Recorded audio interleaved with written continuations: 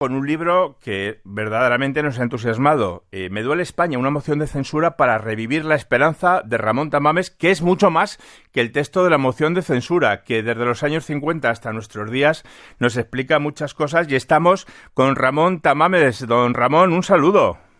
Buenas tardes o buenos días o buenas mañanas. Efectivamente, porque nos escuchan en todo el planeta. Usted denuncia la inseguridad jurídica, por ejemplo, de 65.000 familias españolas pioneras de la energía fotovoltaica. Denuncia que sea prácticamente imposible que se pueda educar en determinados territorios de España a los chicos en un 25% nada más de las clases en español.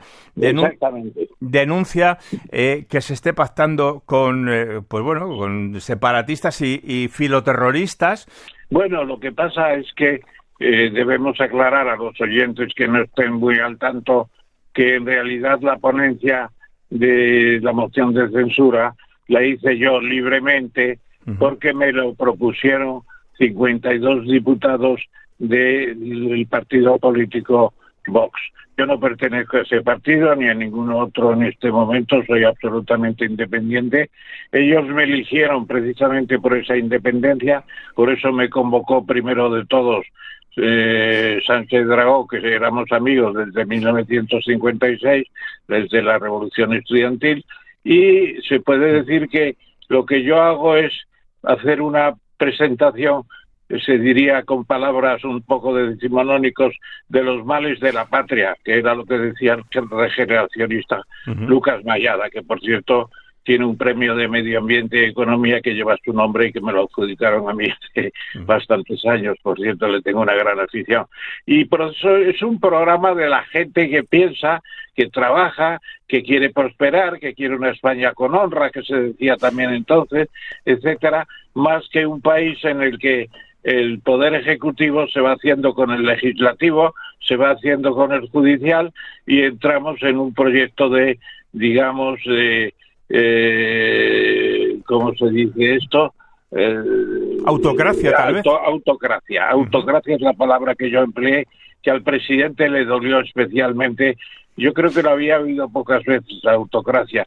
Es hacerse con todos los poderes y gobernar de manera autocrática, con excesiva autoridad y desprecio de la Constitución y de las libertades. Yo entonces tengo que preguntarle a Ramón Tamames, no sé si me equivoco mucho, ¿su discurso fue el de un republicano jacobino?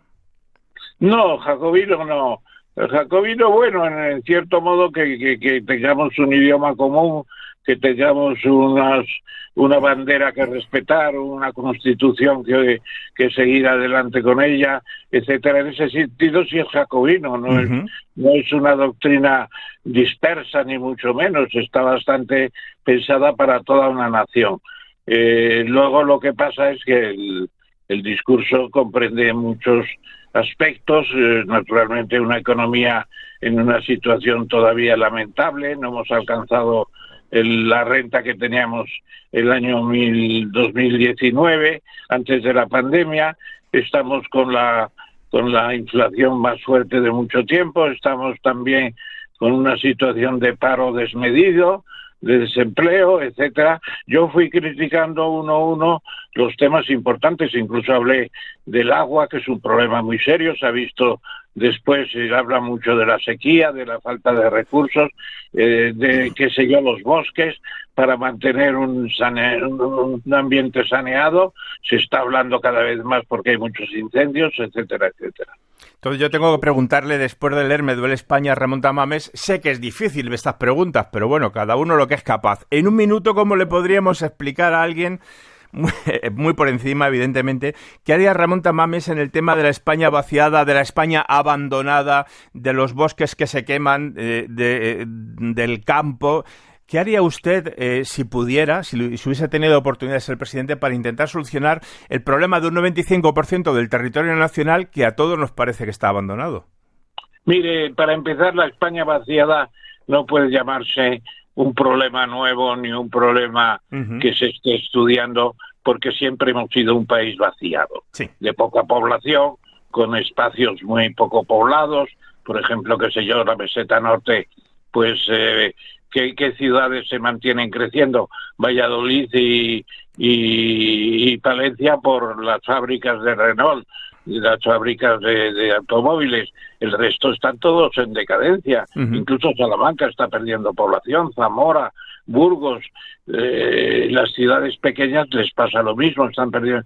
Pero eso es una situación que se ha dado en España en general, país poco denso de población, país con ciudades no muy grandes, mucha población emigrada a todas partes, y en los siglos XVI y XVII a las Américas, la gente se iba a cientos pueblos enteros, y pueblos enteros se iban también en la época de Franco a Alemania a trabajar. Me acuerdo de una portada de La Codorniz, la película de la revista de humor, que había un letrero muy grande encima de todo el pueblo, se veía más el letrero que el pueblo, y decía: nos hemos ido a Alemania.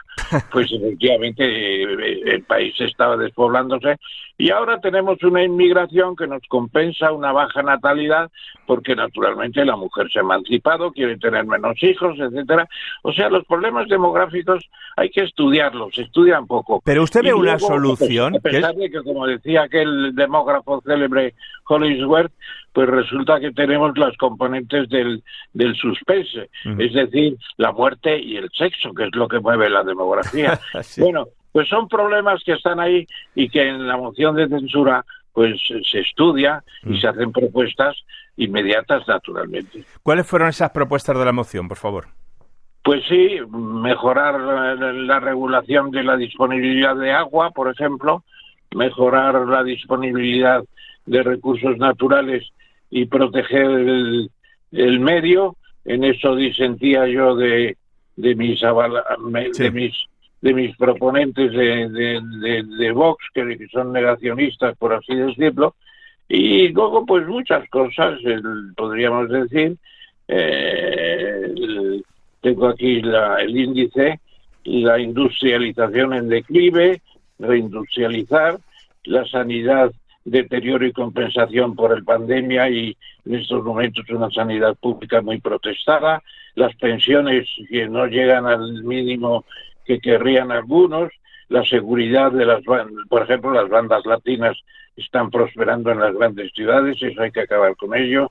Y luego la política exterior, un Marruecos que va del rey de vacaciones cuando llega la delegación española para negociar, un Gibraltar controlado por Londres cada vez más, una comunidad iberoamericana invadida por izquierdosos que no saben hacer o con un canuto, y luego la Unión Europea, pues bajo mínimos, porque nos organiza una guerra Estados Unidos en Ucrania y tiene que venir China a resolverlo. Y usted dice que España es un protectorado de Estados Unidos, que es la frase más dura y más acertada que he oído. Unidos, como toda la Unión Europea. Nosotros no decidimos, decide Estados Unidos, que es el punto final de si les van a dar los aviones o no, y si les van a dar la bomba atómica, que la tiene Estados Unidos, no la tiene España, ni la tiene Italia, ni la tiene Alemania, claro.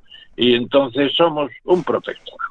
Ramón, claro, usted una de las cosas que dice, hablando de protectorados, es el tema del Sáhara Occidental, que Pedro Sánchez, ante Marruecos, se ha hecho una renuncia grave, sin ninguna base legal, cambiando la política española, comprometida a las Naciones Unidas en la idea de un referéndum con unas consecuencias muy negativas. ¿Usted, este cambio tan radical, que no solo ha sido de Pedro Sánchez, sino del PSOE en general, por dónde cree que viene? ¿Cuál puede ser la razón?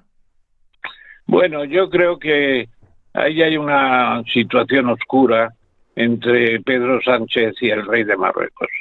Yo creo que le han, digamos, chantajeado probablemente a Pedro Sánchez con algo que saben de él, que yo no sé lo que es, ni él lo ha confesado.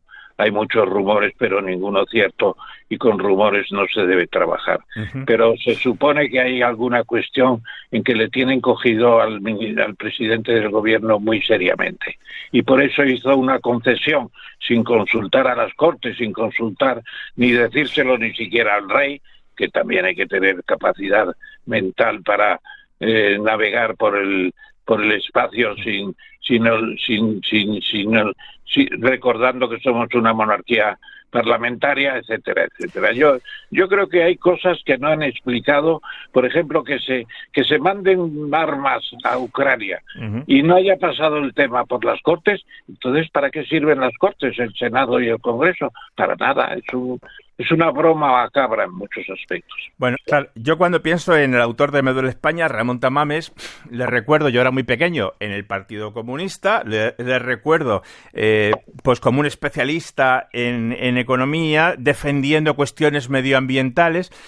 Pero ahora, por alguna razón, si uno se sale de unas ciertas líneas, es fascista. Y a usted le han llamado, entre otras cosas, fascista cuando presentó esta moción de censura. ¿A usted qué sensación le producía escuchar a gente que alguien como usted, que ha estado en la cárcel, que de verdad ha cobrado de la policía, que le digan que es de extrema derecha? Pues mire, pues no me produce ningún resquemor. Yo no recuerdo que en el Congreso hubiera ningún apelativo del tipo de fascista. No, pero en redes sociales muchísimo, sí.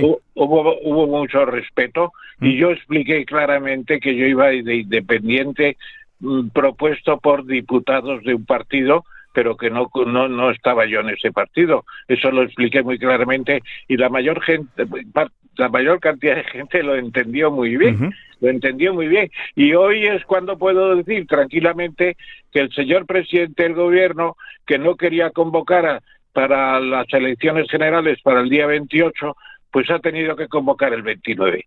Pero claro, es muy distinto que se celebren las generales con las municipales y las autonómicas que no celebrar primero autonómicas y municipales y al mes y medio las generales. Es un disparate lo que ha hecho. Y además se ha ido contra la costumbre española, que es no celebrar elecciones en época de vacaciones y menos en el verano. También hay que tenérselo en cuenta. Y va a ampliar el correo.